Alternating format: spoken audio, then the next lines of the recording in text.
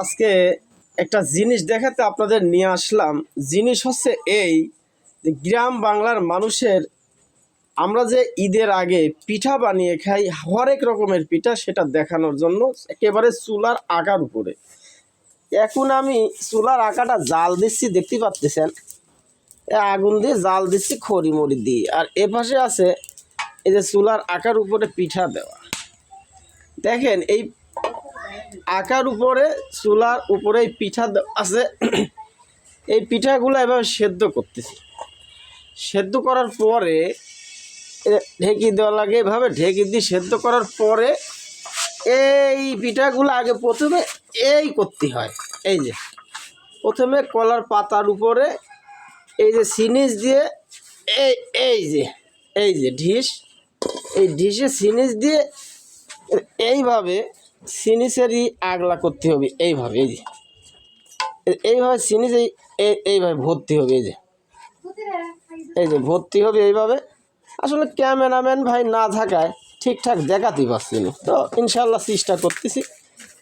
এইভাবে ভর্তি হবে, এইভাবে সিনিস দিয়ে এইভাবে ভরি পাতার উপরে এইভাবে দিতে হবে। একটা ভরি দেওয়া তো দেখি। এই যে দেখালাম। এইবার হচ্ছে পিঠাগুলো আমি দেখাচ্ছি। এইভাবে কাঁচা পিঠাগুলো এইভাবে, এই যে কাঁচা পিঠা এইভাবে প্রথমে দিতে হবে। এইখানে একটা পিঠা এই যে দেখছে, এই যে আমি দেখানোর চেষ্টা করতেছি। এই যে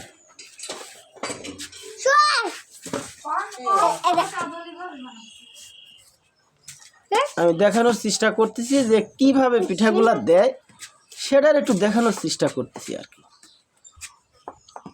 থালের থেকে সিনিস দিয়ে ভরে তারপরে এইভাবে এই যে একেবারে গ্রাম বাংলার ঈদের ভিতরে তেলে দিয়ে আবার ভাজি খাতে হবে।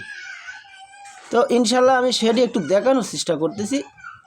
হয়ে গেল একটা ফুল পিঠে। আপনারা দেখতেছেন ফুল পিঠে কীভাবে দেয় সেটা দেখানোর চেষ্টা করতেছি। এইগুলা ভাপ দেওয়া, এগুলো আবার রোদে দিতে হবে। এই যে আচ্ছা, সেটা দেখালাম ইনশাল্লাহ। ওটা দেখলেন হচ্ছে ঝুড়ি, মানে ওটা দেখলেন পিঠা কিভাবে বানায়। এবার হচ্ছে ঝুড়ি, এদের ভাত থেকে যে ঝুড়ি, এই যে পাতিল ভরা ভাত ঢাকলাম। আর এখানে আছে ঢিস, এখানে নাড়তি হচ্ছে। এরপরে এই ঝুড়ি এই জায়গাটা দেওয়া হচ্ছে।